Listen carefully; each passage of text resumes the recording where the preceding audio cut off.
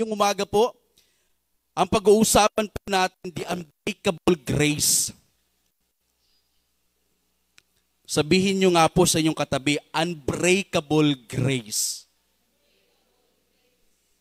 Bakit unbreakable grace? Yung biyaya ng Diyos na hindi nababali, hindi napuputol.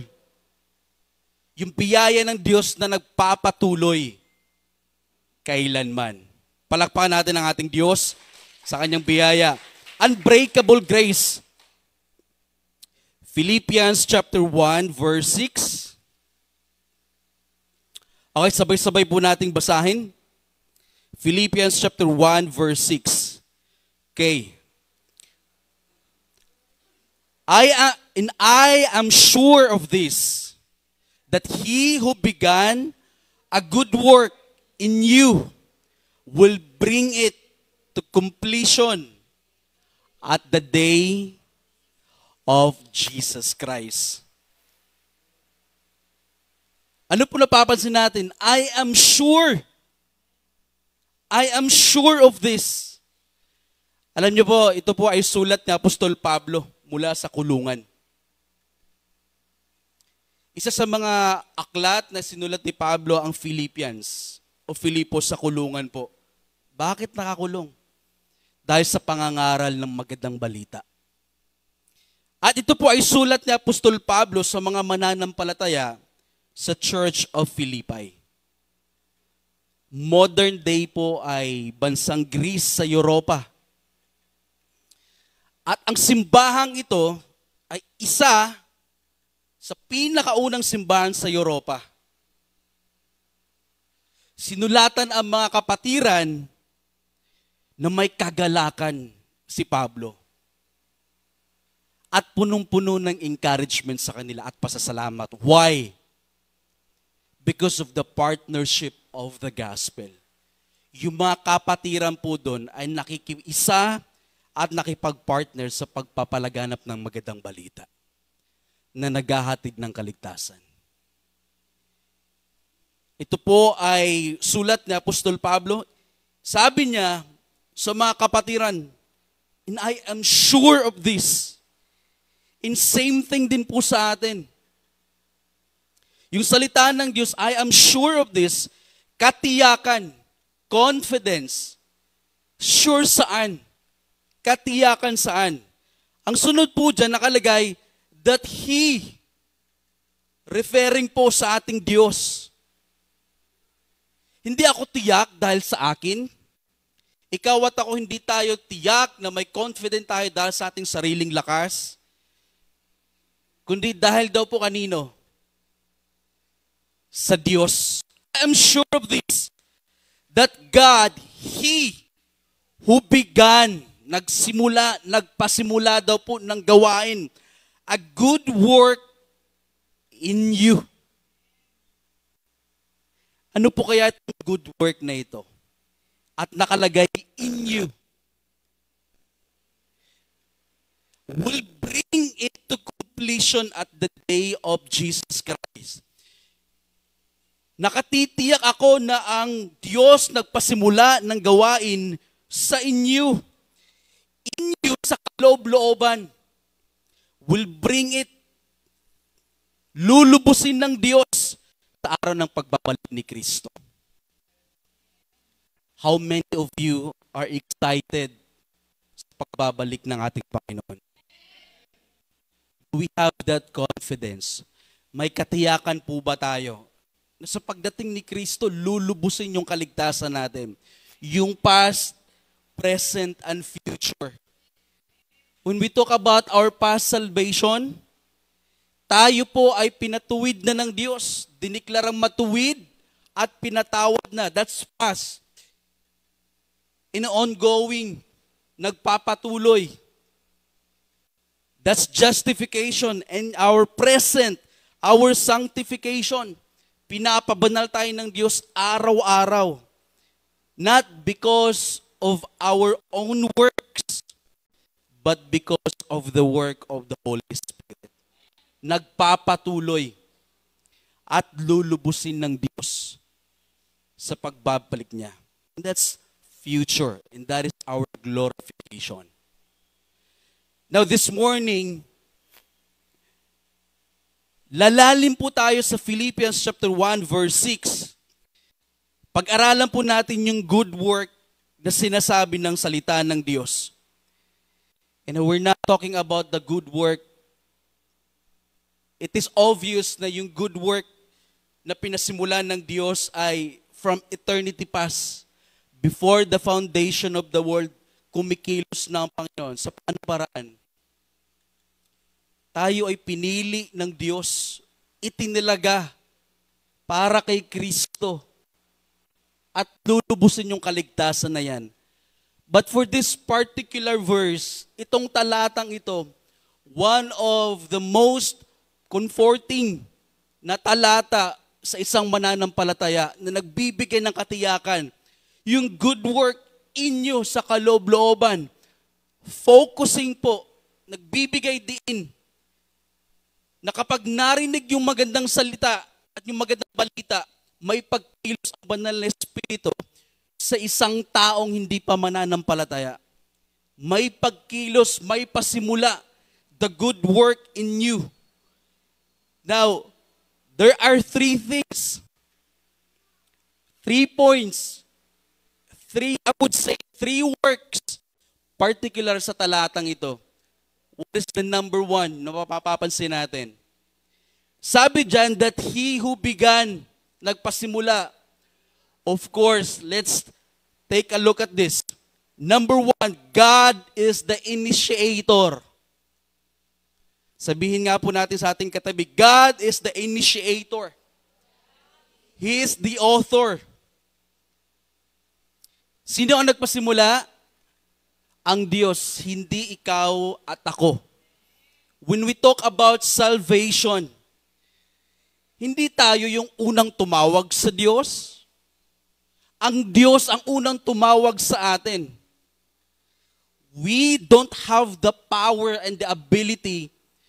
Nung tayo ay nahiwalay sa Diyos na may sarili tayong kakayanan na tawagin ang Panginoon. It's the same thing. Hindi tayo yung naunang nagmahal sa Diyos, but yung Diyos ang unang nagmahal sa atin. And that's why He called us.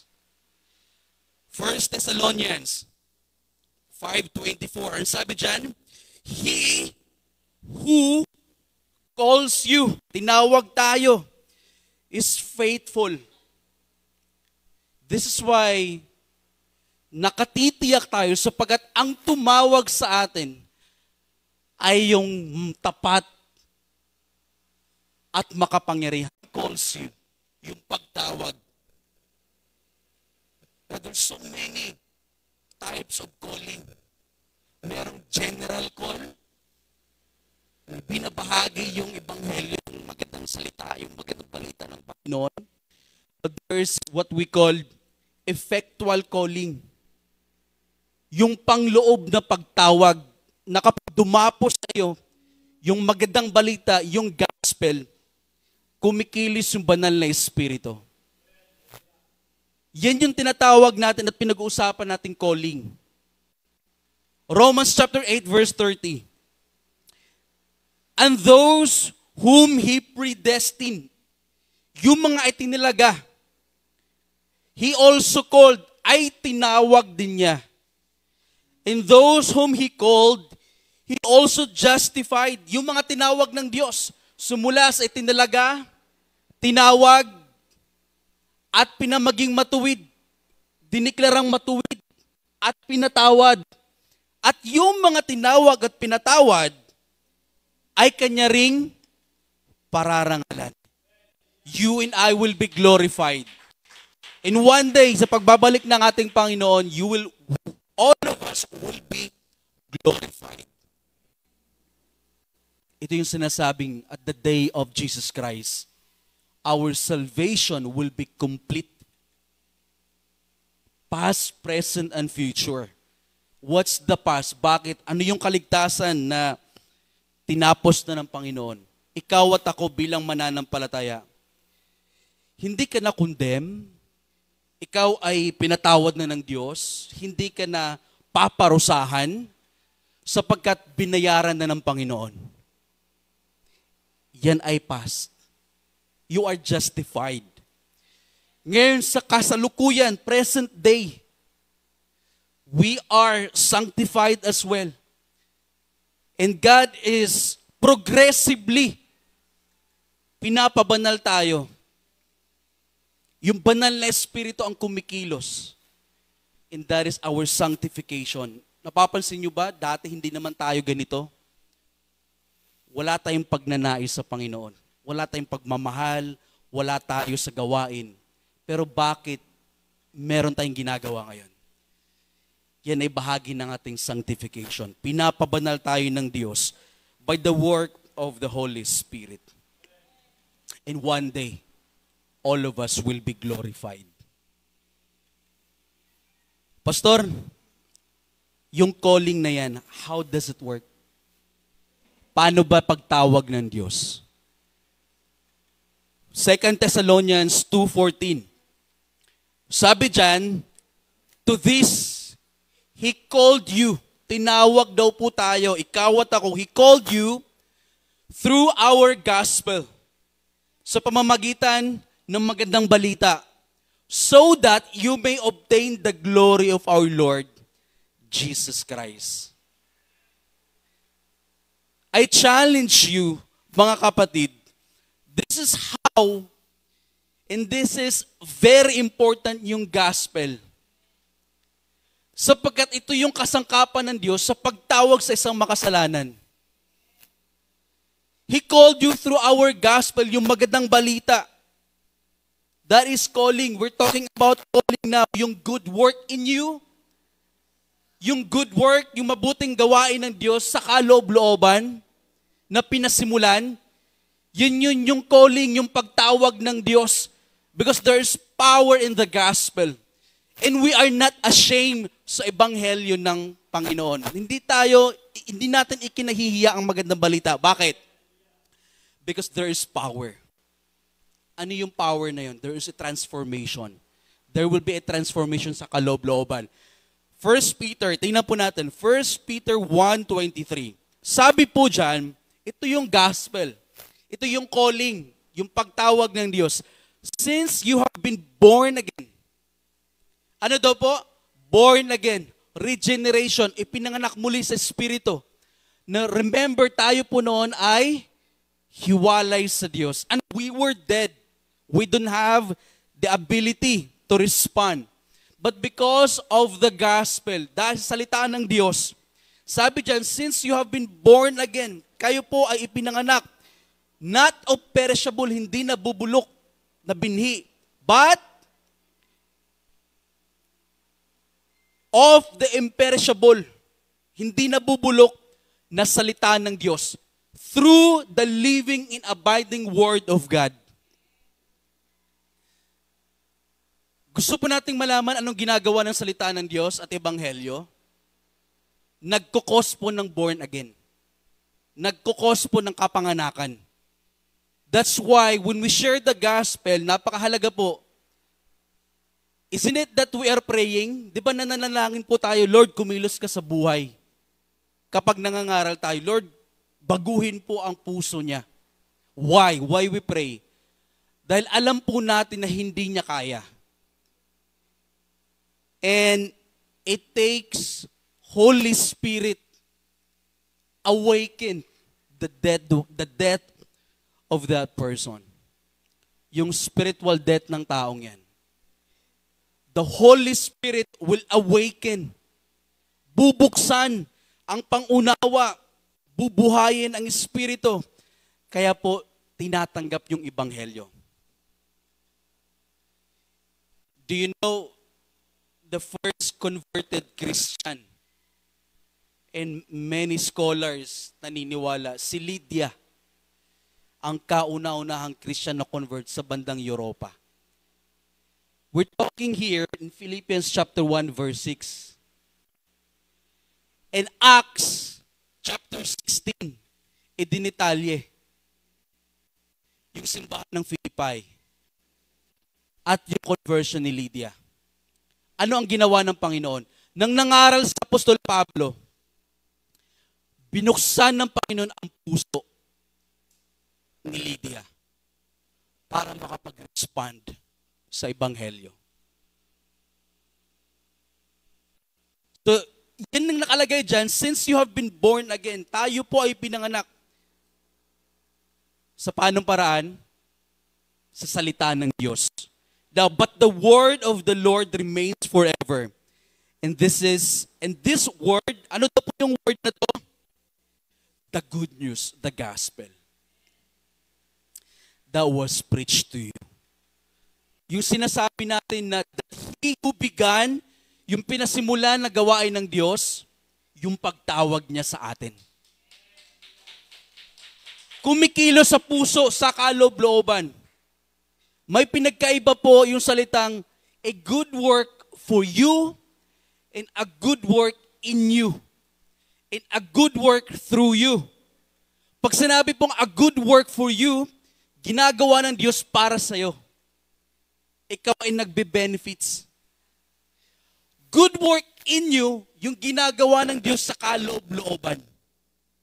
Ano po yun? Yung pagtawag, yung born again, yung conversion, yung sa kaloob, yung pagnanais natin, dating wala tayong pagnanais sa Diyos, ngayon meron na.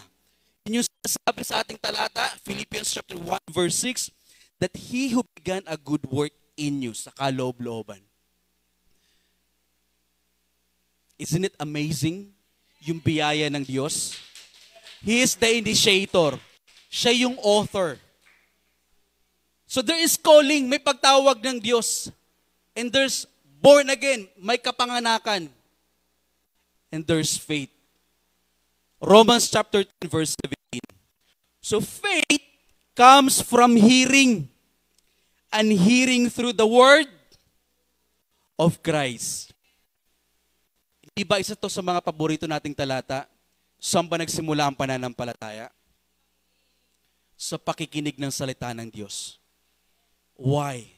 Because there is power of the gospel. Yung mabuting gawain ng Diyos na pinasimulan, binuhay yung spirito nating patay. Now, faith comes from hearing sa pakikinig ng salita ng Diyos. Dumating. Bakit dumating? Dahil may nangangaral. Bakit may nangangaral? Dahil may sinugo ng Diyos. In the end, ang Diyos pa rin ang nagpasimula. He is the author and He is the initiator of our salvation. Ephesians chapter 2 verse 8. For by grace you have been saved through faith, and this is not your own doing. Ano daw po nakalagay? It is the gift of God. Ito po ay regalo ng Diyos. Sa paanong paraan? Sa pagtawag niya, sa pagtanggap ng ebanghelyo, sa pagkilos ng banal na Espiritu, dumating ang pananampalataya at yung pagdating na yan daw po ay kaloob ng Diyos. Yung faith hindi po sa atin galing. It is not our own self-determination.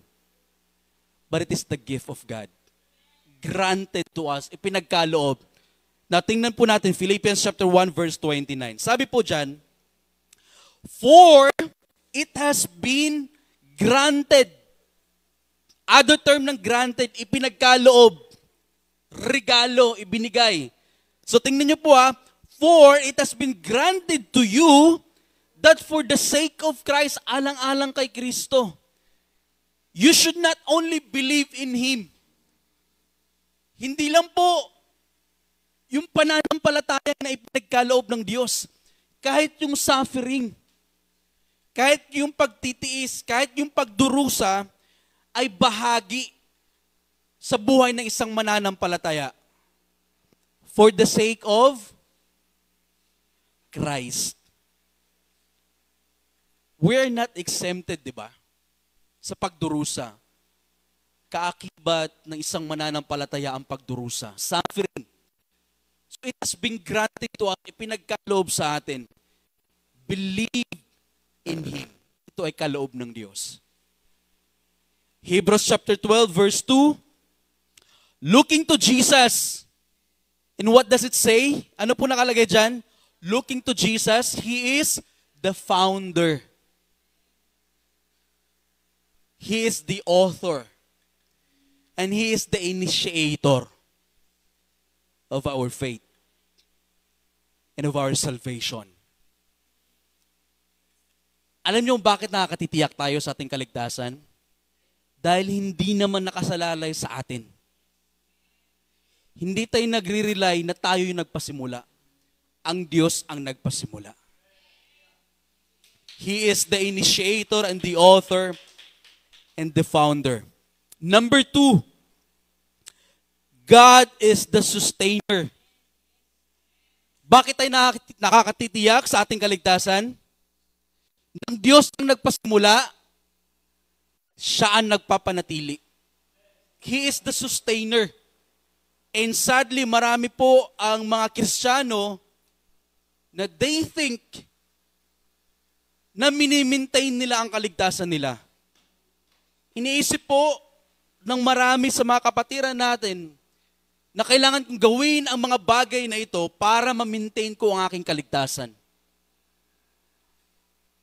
It is funny, not funny na nakakatawa, it is funny and ironic na ang Diyos ay nagpasimula pero ako ang mag-maintain ng aking kaligtasan.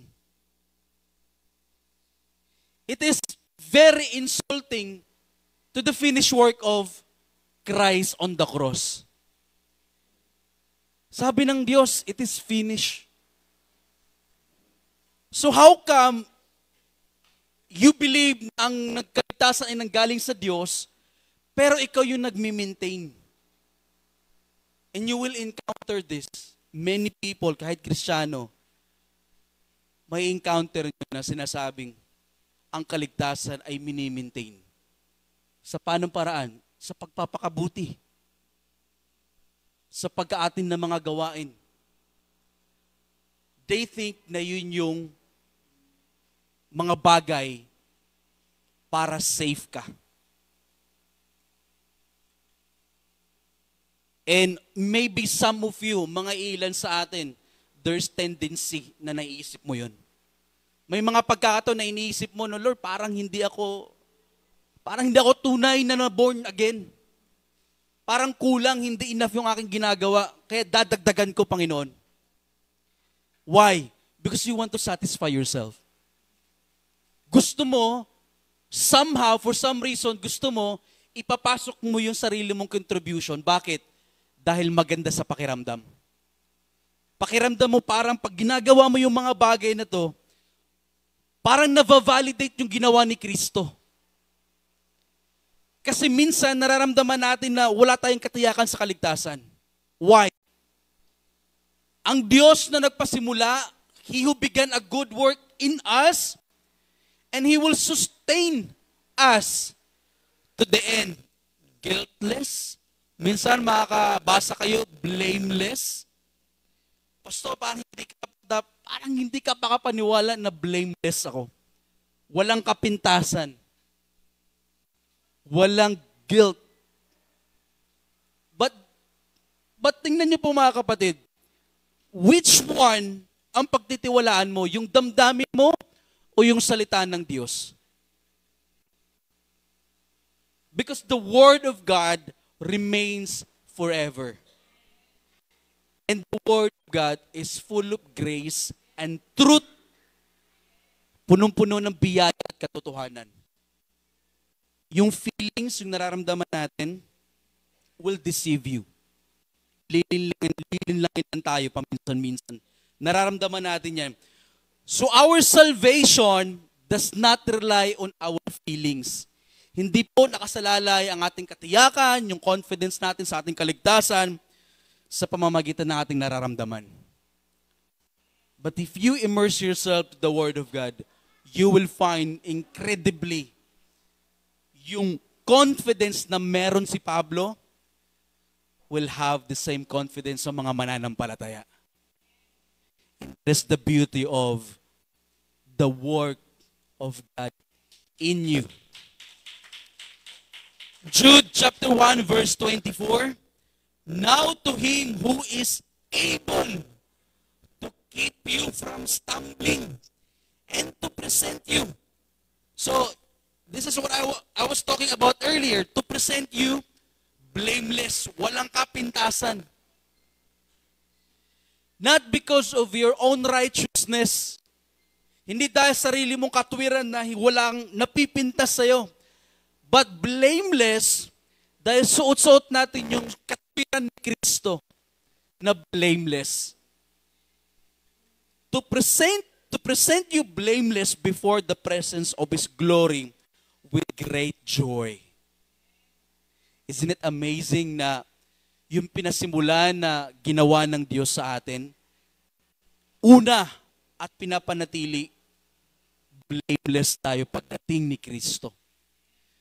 And that is why nakakaharap tayo sa Panginoon. Nakakapanalangin tayo. Because God who is able to keep you from stumbling and present you blameless. Do you still feel guilty? Nararamdaman nyo pa rin po ba na kinukondem ka pa rin? At kung nararamdaman nyo po yun mga kapatid, we are encouraging you. Hold it firmly. Panghawakan natin yung salita ng Diyos.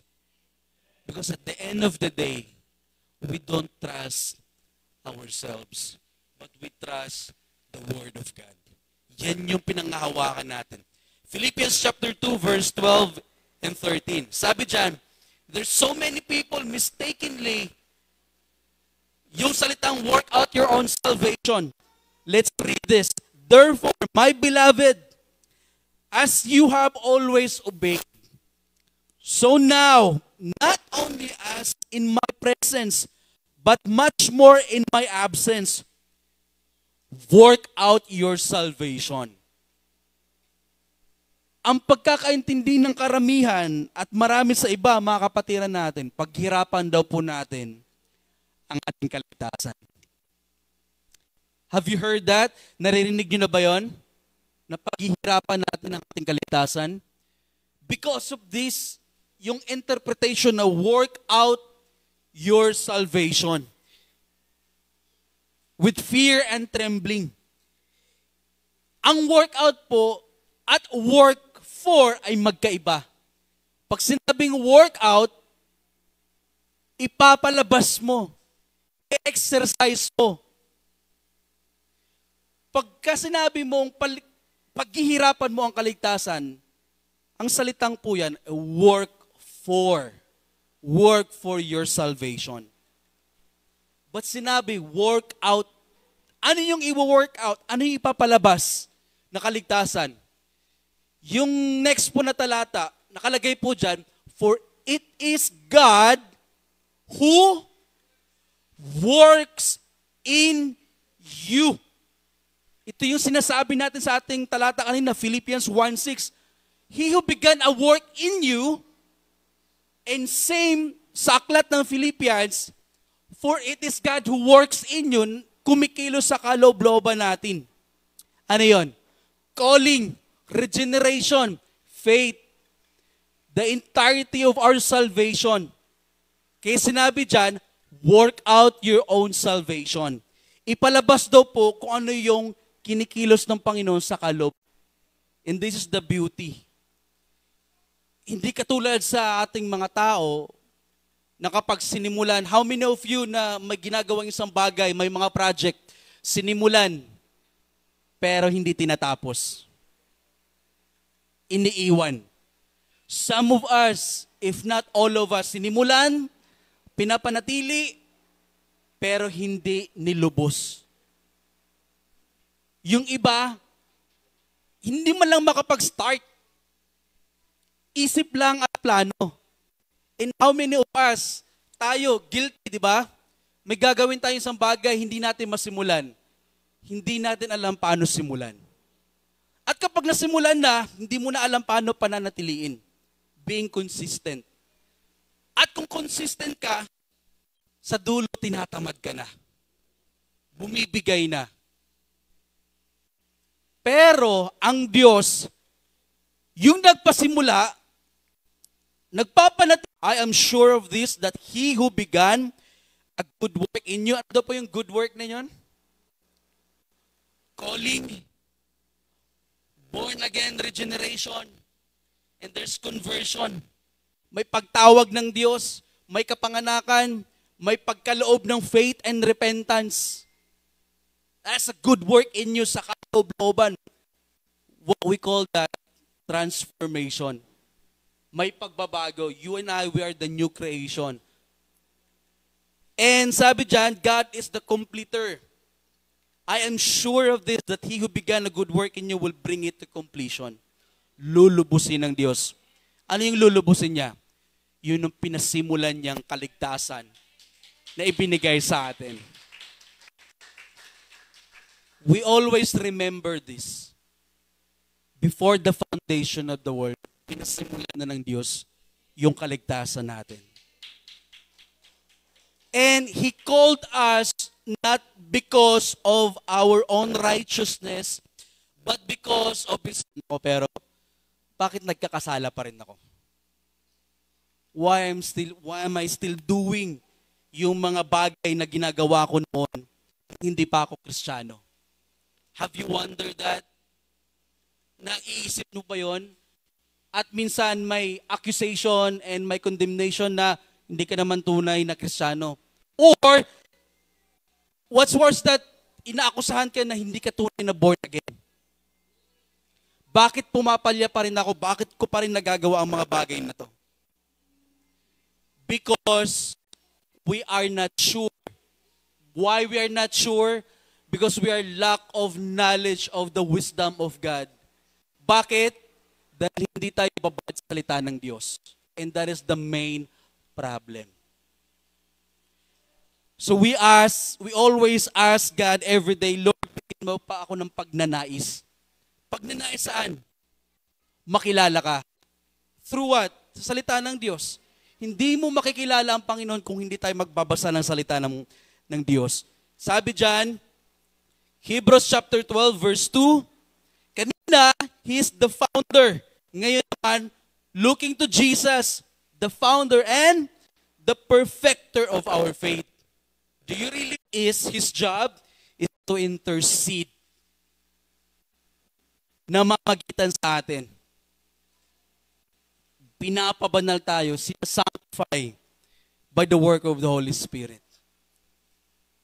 Romans chapter 8, verse 30, sabi dyan, those whom He predestined, sino mang itinalaga ng Diyos, itinalaga from eternity past, before the foundation of the world, bago pa sinimulan ang mundo, meron ng pagpili ang Panginoon and predestination. He predestined. At sino daw po yung itinalaga kay Kristo? Tinawag niya. At sino daw po yung tinawag niya? Idideklara niyang matuwid at pinatawad. At sino daw po yung idineklara niyang matuwid at pinatawad? Bibigyan niya ng karangalan. The glorification. So from beginning to an end, it's always the work of God. Dito po ako magtatapos, mga kapatid, in the life application that we have for today.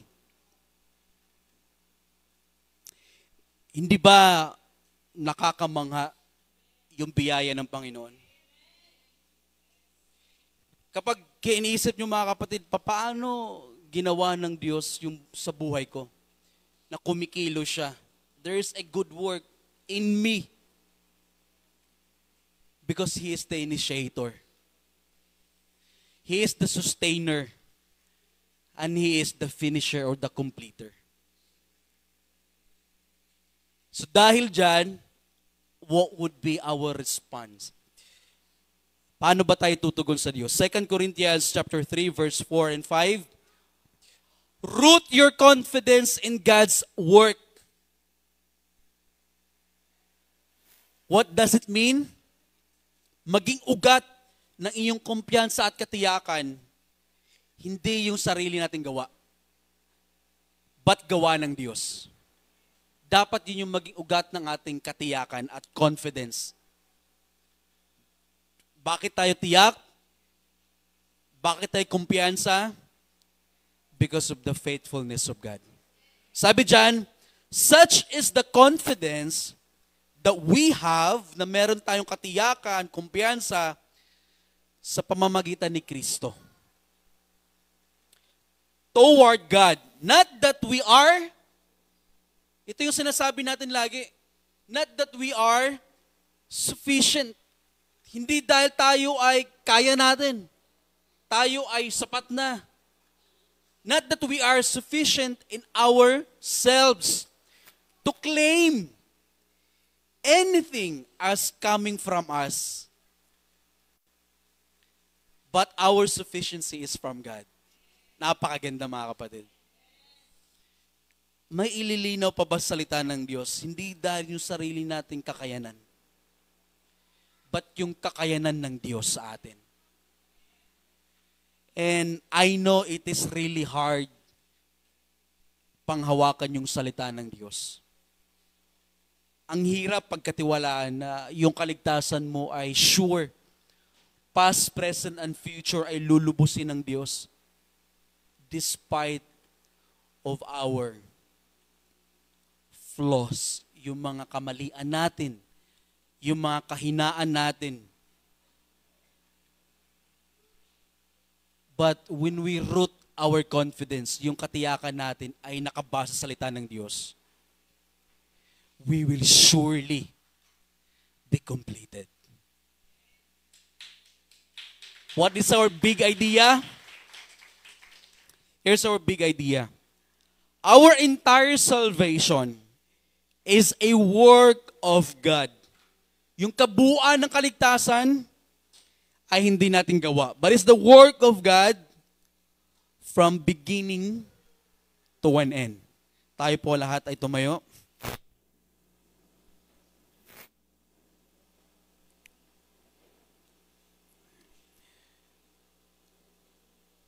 We are being reminded ng salita ng Diyos na He is the author. And He is the initiator. He is the founder.